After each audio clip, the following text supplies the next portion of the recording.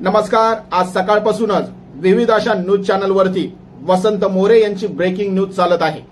वसंत मोरे हे वंचित बहुजन आघाडीच्या तिकिटावरती निवडणूक लढणार, अपक्ष म्हणून लढणार की गरजवंत मराठा म्हणून अपक्ष निवडणुकीला सामोरे जाणार आहेत। वसंत मोरे यांचा वंचित बहुजन आघाडीला किती फायदा होणार, त्याचप्रमाणे वंचित बहुजन आघाडीचा वसंत मोरे यांना किती फायदा होणार। पुणे या लोकसभा मतदारसंघामध्ये जातीचं, धर्माचं आणि स्थानिक पातळीवरचं राजकारण कसं आहे, त्याचबरोबर शरदचंद्रजी पवार साहेब यांची खेळी ही साध्य झालेली आहे का। शरदचंद्रजी पवार साहेब यांनीच वंचित बहुजन आघाडीमध्ये वसंत मोरे यांना पाठवलेलं आहे का, यावरतीच आज आपण सविस्तर चर्चा करणार आहोत। नमस्कार, मी CWC आणि आपल्या सगळ्यांचं CWC न्यूज वरती हार्दिक स्वागत। सगळ्यात अगोदर वसंत मोरे यांची राजकीय सुरुवात ही कट्टर शिवसैनिक म्हणून झालेली आहे। शिवसेना या पक्षामध्ये असताना विभाग प्रमुख, शाखा प्रमुख अशा प्रकारची विविध पदे ही वसंत मोरे यांनी निभावलेली आहेत। 2006 साली ज्यावेळी राज ठाकरे यांनी महाराष्ट्र नवनिर्माण सेनेची स्थापना केली, त्याचवेळी वसंत मोरे यांनी देखील शिवसेनेला शेवटचा जय महाराष्ट्र करून महाराष्ट्र नवनिर्माण सेनेमध्ये पक्षप्रवेश केला। 2007, 2012, 2017 अशा सलग 3 वेळा वसंत मोरे हे कात्रज या परिसरामधून स्थानिक नगरसेवक म्हणून पुणे महानगरपालिकेवरती निवडून गेलेले एकमेव उमेदवार आहेत। वसंत मोरे यांनी महाराष्ट्र नवनिर्माण सेना यांच्या माध्यमातून गटनेता, त्याचप्रमाणे विरोधी पक्ष नेता पद देखील सांभाळलेलं आहे। वसंत मोरे हे आपल्या विविध अशा आंदोलनामुळे संपूर्ण महाराष्ट्रभरामध्ये प्रचलित आहे। त्यांचं हातोड्याचं आंदोलन हे महाराष्ट्रभरामध्ये प्रसिद्ध आहे। त्याचप्रमाणे वसंत मोरे हे जनता दरबारच्या माध्यमातून लोकांच्या अडचणी, त्याचप्रमाणे त्यांचे प्रश्न आणि त्यांना मदत देखील करत असतात। वसंत मोरे हे सोशल मीडियावरती हे भरमसाठ ऍक्टिव्ह असतात। वसंत मोरे यांचा सोशल मीडियावरती मोठ्या प्रमाणावरती फॅन फॉलोइंग आहे। त्याचप्रमाणे त्यांच्या प्रत्येक व्हिडिओला मिलियन मध्ये व्ह्यू जातात आणि या व्हिडिओच्या माध्यमातून आपलं सोशल कार्य कसं आहे हे वसंत मोरे संपूर्ण महाराष्ट्रभराला दाखवत असतात। वसंत मोरे यांनी महाराष्ट्र नवनिर्माण सेनेला राजीनामा देण्याचा किंवा सोडण्याचं एकमेव कारण म्हणजे सोशल मीडिया हे देखील फॅक्टर त्याच्यामध्ये सांगण्यात येत आहे। वसंत मोरे यांनी महाराष्ट्र नवनिर्माण सेना सोडल्याच्या नंतर सगळ्यात अगोदर त्यांनी शरदचंद्रजी पवार साहेब यांची भेट घेतली। पवार साहेब आणि वसंत मोरे या दोघांमध्ये कोणत्या आणि कशा प्रकारची चर्चा झाली याची माहिती उघड जरी झालेली नसली तरी मात्र साधारणपणे मतदारसंघाला एक अंदाज येतो की निवडणुकीच्या संदर्भामध्येच या दोघांची चर्चा झालेली असेल। महाविकास आघाडीमध्ये काही असे मतदारसंघ होते की ज्या मतदारसंघामध्ये शिवसेना, राष्ट्रवादी आणि काँग्रेस अशा तिघांकडून देखील दावा आणि प्रतिदावा सांगण्यात येत होता। त्याच प्रकारे पुणे या लोकसभावरती देखील शिवसेना आणि राष्ट्रवादी काँग्रेस पार्टी यांनी देखील आपला हक्क सांगितलेला होता। जर पुणे हा मतदारसंघ राष्ट्रवादी काँग्रेस पार्टीच्या जर पदरात पडलेला असता तर राष्ट्रवादी काँग्रेस पार्टीकडून वसंत मोरे हे संभाव्य उमेदवार म्हणून त्या ठिकाणी उभे राहणार होते। मात्र हा मतदारसंघ काँग्रेसकडे गेला आणि काँग्रेसकडून रवींद्र धंगेकर हे लोकसभेसाठी उभे राहिले। वसंत मोरे यांनी गेल्या 2 दिवसापूर्वी मनोज जारंगे पाटील यांच्या माध्यमातून महाराष्ट्रभरामध्ये जेवढे काही अपक्ष उमेदवार उभे करणार येणार आहेत या बैठकीला देखील त्यांनी हजेरी लावली होती। त्यामुळे वसंत मोरे येणाऱ्या काळामध्ये मराठा समाजाकडून अपक्ष म्हणून उमेदवार राहणार आहेत का अशा देखील चर्चा रंगलेल्या होत्या। काल संध्याकाळी वसंत मोरे यांनी वंचित बहुजन आघाडीचे प्रदेश उपाध्यक्ष असणारे अनिल जाधव यांच्या निवासस्थानी जाऊन त्यांची भेट घेतली। त्याचप्रमाणे बाळासाहेब आंबेडकर यांच्याकडे वेळ मागितली आणि वंचित बहुजन आघाडीमध्ये आपण पक्ष प्रवेश करणार आहोत अशा प्रकारची त्यांनी इच्छा देखील व्यक्त केलेली आहे। आज सकाळीच वसंत मोरे आणि बाळासाहेब आंबेडकर यांनी जी पत्रकार परिषद घेतली, या पत्रकार परिषदेमध्ये वसंत मोरे यांनी असं म्हटलेलं आहे की पुणे लोकसभा निवडणुकीचा हा जो टप्पा आहे हा शेवटचा 4था टप्पा आहे। त्याच्यामुळे निवडणुकीला साधारणपणे वेळ आहे. बाळासाहेब आंबेडकर आणि माझी सकारात्मक अशी 100% चर्चा झालेली आहे. पुण्याचा येणारा खासदार हा विचारातून होणार आहे. त्याचप्रमाणे येणाऱ्या 2 ते 3 दिवसामध्ये वंचित बहुजन आघाडीचे प्रमुख बाळासाहेब आंबेडकर ही याच्यावरती भूमिका स्पष्ट करतील. त्याचप्रमाणे आपण अपक्ष लढणार, वंचितच्या तिकिटावरती लढणार की मराठा या समाजाकडून अपक्ष म्हणून सामोरे जाणार, यावरती देखील वसंत मोरे यांनी 2 ते 3 दिवसामध्ये आपल्याला सगळी माहिती मिळेल अशा प्रकारचा उल्लेख त्यांनी केलेला आहे. तर दुसऱ्या बाजूला बाळासाहेब आंबेडकर यांनी पत्रकार परिषदेमध्ये देखील 31 तारखेपर्यंत तुम्हाला कळवतो, ही नव्या राजकारणाची सुरुवात आहे. त्याचप्रमाणे काही चर्चा या सोशल असल्यामुळे मी त्या ओपन करू शकत नाही.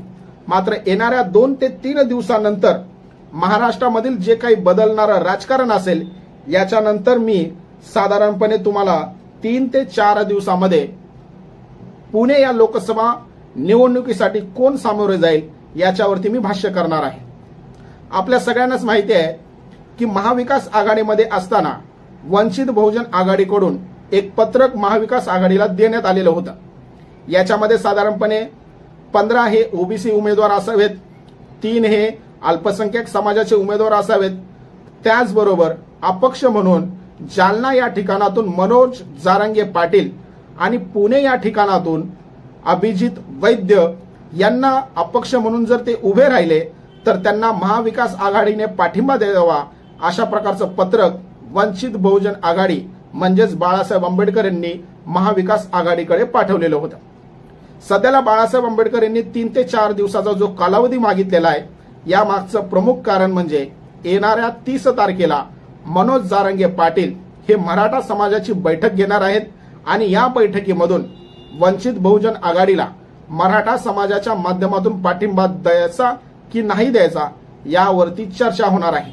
म्हणूनच 2 ते 3 दिवसाचा कालावधी हा बाळासाहेब आंबेडकर यांनी पत्रकारांकडून घेतलेला आहे आणि येणाऱ्या 4 दिवसामध्ये पुणे लोकसभा निवडणुकीमध्ये कोण उभे राहील किंवा कोणाच्या तिकिटावरती उभे राहतील यावरती ते भाष्य करणार आहे. आता पुणे या लोकसभा मतदारसंघाचा जर तुम्ही अभ्यास केला किंवा आढावा जर घेतला तर याच्यामध्ये जातीचा फॅक्टर कसा आहे हा नीट समजून घ्या. या मतदारसंघामध्ये साधारणपणे 15.4% एवढी अनुसूचित जातीची लोकसंख्या आहे. याच मतदारसंघामध्ये साधारणपणे 3.61% एवढी एकट्या बौद्ध समाजाची लोकसंख्या आहे. तर मुस्लिम समाजाची साधारणपणे 10.2% एवढी लोकसंख्या या पुणे या लोकसभा मतदारसंघामध्ये भरते. 2011च्या जनगणनेचा जर तुम्ही अभ्यास केला तर महाराष्ट्रातील सगळ्यात जास्त अनुसूचित जातीची लोकसंख्या ही पुणे या जिल्ह्यामध्ये आहे. मात्र पुणे या जिल्ह्याचं विभाजन होऊन काही मतदारसंघ हे मावळमध्ये गेलेले आहेत, काही मतदारसंघ हे पुणे लोकसभा मतदारसंघामध्ये आहेत, काही मतदारसंघ हे बारामतीमध्ये, तर काही मतदारसंघ हे शिरूर या लोकसभामध्ये देखील गेलेले असल्यामुळे अनुसूचित जातींची लोकांची लोकसंख्या देखील डिवाइड झालेली आहे. पुढचं समीकरण आहे ते म्हणजे पुणे या लोकसभा मतदारसंघामध्ये साधारणपणे 6 विधानसभेच्या जागा येतात. पहिली येते तुमची वडगाव शेरी, त्याच्यानंतर येते तुमचा शिवाजीनगर, तिसरा येतो कोथरूड, चौथा येतो पार्वती, 5वा येतो तुमचा पुणे कॉन्टोन्मेंट जो की अनुसूचित जातीसाठी राखीव आहे आणि 6वा येतो तुमचा कसबा पेठ. या विधानसभेचा जागेंचा जर अभ्यास केला तर याच्यामध्ये साधारणपणे 5 जागा या भारतीय जनता पार्टीकडे आहेत आणि 1 जागा म्हणजे विधानसभेची ही राष्ट्रवादी काँग्रेस पार्टीकडे आहे. पहिली जागा आहे तुमची वडगाव शेरी, या ठिकाणातून सुनील विजय टिंगरे हे राष्ट्रवादी काँग्रेस पार्टीचे आमदार आहेत. दुसरी जागा आहे तुमची शिवाजीनगर, या ठिकाणातून सिद्धार्थ अनिल शिरोळे हे भारतीय जनता पार्टीचे स्थानिक आमदार आहेत. तिसरा मतदारसंघ आहे तुमचा कोथरूड, या ठिकाणातून चंद्रकांत दादा बच्चू पाटील हे भारतीय जनता पार्टीचे स्थानिक आमदार आहेत. चौथे मतदारसंघ आहे तुमचा पार्वती, या ठिकाणातून माधुरी सतीश मिसाळ या भारतीय जनता पार्टीच्या स्थानिक आमदार आहेत. 5वी जागा आहे तुमची पुणे कॉन्टोन्मेंट जी की अनुसूचित जातीसाठी राखीव आहे, या ठिकाणातून सुनील ज्ञानदेव कांबळे हे भारतीय जनता पार्टीचे स्थानिक आमदार आहेत. आणि 6वा मतदारसंघ म्हणजे कसबा पेठ, या ठिकाणातून मुक्ता शैलेश टिळक या भारतीय जनता पार्टीचे स्थानिक आमदार आहेत। मात्र सध्याला मुक्ता टिळक यांचं निधन झाल्यामुळे याच मतदारसंघामधून रवींद्र धंगेकर हे काँग्रेसच्या पार्टीवरती स्थानिक निवडून आलेले आहेत। त्याच्यामुळे या 6 मतदारसंघापैकी 1 जागा राष्ट्रवादीकडे, 1 जागा काँग्रेसकडे आणि 4 जागा या भारतीय जनता पार्टीकडे आहेत। 2019च्या लोकसभा मतदारसंघाचा जर अभ्यास केला तर याच्यामधून असं दिसून येतं की यामध्ये वंचित बहुजन आघाडीला किती मतं पडली, भारतीय जनता पार्टीला किती मतं पडली आणि काँग्रेसला किती मतं पडली याचा जर अभ्यास केला तर असं दिसून येतं की पुणे या लोकसभा मतदारसंघामधून 2019ला गिरीश बापट हे जिंकून आलेले होते। त्यांचं निधन झालेलं आहे। त्यांना साधारणपणे 6,31,875 म्हणजे साधारणपणे 61.8% एवढी मतं मिळालेली होती। त्याच्यानंतर 2 क्रमांकावरती होते काँग्रेसचे मोहन जोशी, यांना साधारणपणे 3,07,870 म्हणजे 30.1% एवढी मते प्राप्त झालेली होती। तर 3ऱ्या क्रमांकावरती होते वंचित बहुजन आघाडीचे अनिल जाधव, त्यांना 64,734 म्हणजे साधारणपणे 6.3% एवढी मते प्राप्त झालेली होती। आता पुणे लोकसभा मतदारसंघामध्ये जे 6 विधानसभेच्या जागा आहेत, या 6 विधानसभेच्या जागांमधून वंचित बहुजन आघाडीला कोणत्या विधानसभेमधून किती मतं प्राप्त झाली हे जरा नीट समजून घ्या। पहिला मतदारसंघ आहे तुमचा वडगाव शेरी। या वडगाव शेरीमधून वंचित बहुजन आघाडीला साधारणपणे 21,084 एवढे मतदान झालेलं आहे। दुसरं आहे तुमचं शिवाजीनगर, या ठिकाणातून 11,376, कोथरूड विभागातून 4,470, पार्वतीमधून 10,634, पुणे कॉन्टोन्मेंटमधून 14,699 आणि कसबा पेठमधून 2,471 एवढं मतदान वंचित बहुजन आघाडीला झालेलं आहे। आता वसंत मोरे यांचा वंचित बहुजन आघाडीला फायदा होणार की वंचित बहुजन आघाडीचा वसंत मोरे यांना फायदा होणार? साधारणपणे 2009ची विधानसभेची हडपसर या ठिकाणातून देखील निवडणूक वसंत मोरे यांनी लढवलेली होती। त्यावेळी साधारणपणे त्यांना 2009च्या विधानसभेमध्ये महाराष्ट्र नवनिर्माण सेनेकडून त्यांना साधारणपणे 33,000 म्हणजे साधारणपणे 3ऱ्या क्रमांकाचं मतदान हे वसंत मोरे यांना झालेलं होतं। वसंत मोरे जर वंचित बहुजन आघाडीकडून जर उभे राहिले तर पुणे या लोकसभा मतदारसंघामध्ये वंचित बहुजन आघाडीची जी मतदार याच्यामध्ये प्रत्येक विधानसभेच्या मतदारसंघामध्ये कार्यकर्त्यांची फौज, वॉर्डमध्ये विभागामध्ये कार्यकर्त्यांचा असणारा सहभाग, त्याचप्रमाणे मतदारांशी संपर्क साधू शकणारे वंचित बहुजन आघाडीची कार्यकर्त्यांची फौज ही वसंत मोरे यांच्यासाठी प्लस पॉइंट ठरेल। तर वसंत मोरे यांचा वंचित बहुजन आघाडीला किती पाठिंबा मिळू शकतो? तर वसंत मोरे यांचं कात्रज आणि आसपासच्या परिसरामध्ये चांगला दबदबा आहे, कार्यकर्त्यांची चांगली फौज आहे। त्याचप्रमाणे गेल्या काही दिवसापूर्वी राज ठाकरे यांनी जे भोंग्याच्या विरोधामध्ये जे आंदोलन केलेलं होतं किंवा आंदोलन सुरू केलेलं होतं याचं प्रतिरूप मनसेच्या कार्यकर्त्यांनी संपूर्ण महाराष्ट्रभरामध्ये आंदोलन हाती घेतलेलं होतं। अपवाद होते ते म्हणजे फक्त वसंत मोरे। वसंत मोरे यांनी भोंग्यांचं आंदोलन केलेलं नव्हतं।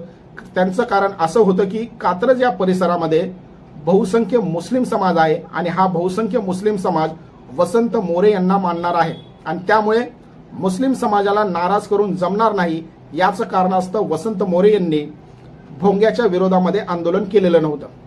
वसंत मोरे हे अत्यंत कडक त्याचप्रमाणे अत्यंत जबरदस्त असे भाषण देणारे म्हणून प्रसिद्ध आहेत।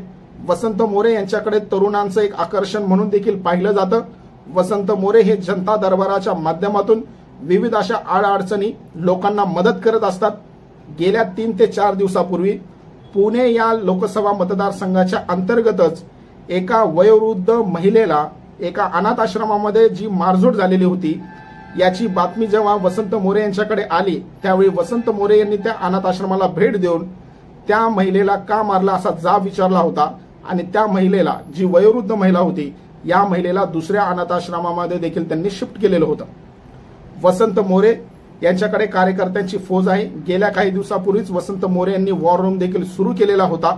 त्यामुळे वसंत मोरे जर उभे राहिले तर मराठा समाजाचा मिळणारा बॅकअप, त्याचप्रमाणे वंचित बहुजन आघाडीची साधारणपणे 6.3% मतदारांचा त्यांना मिळणारा पाठिंबा, वंचित बहुजन आघाडीची असणारी वॉर्ड वाईज विभाग वाईज असणारे कार्यकर्त्यांची फौज, त्याचप्रमाणे सोशल मीडियावरती ज्याप्रमाणे वसंत मोरे हे ऍक्टिव्ह असतात त्याचप्रमाणे वंचित बहुजन आघाडीचे देखील कार्यकर्ते ऍक्टिव्ह असल्यामुळे 1 to 1 फेस टू फेस ही मोठ्या प्रमाणात सोशल मीडियावरती कार्यकर्त्यांमध्ये जनजागृती करता येईल। त्याचप्रमाणे ज्याप्रमाणे 2019च्या लोकसभा निवडणुकीमध्ये शेवटच्या क्षणी गोपीचंद पडळकर यांनी वंचित बहुजन आघाडीमध्ये प्रवेश करून ज्याप्रमाणे 3 लाखांच्या वरती लीड घेतलेलं होतं तशाच प्रकारचं लीड वसंत मोरे हे पुणे लोकसभा निवडणुकीमध्ये घेऊ शकतात। म्हणजेच एक प्रकारे पुणे या लोकसभेमध्ये वसंत मोरे हे जॉईंट किलर ठरू शकतात। थँक्यू।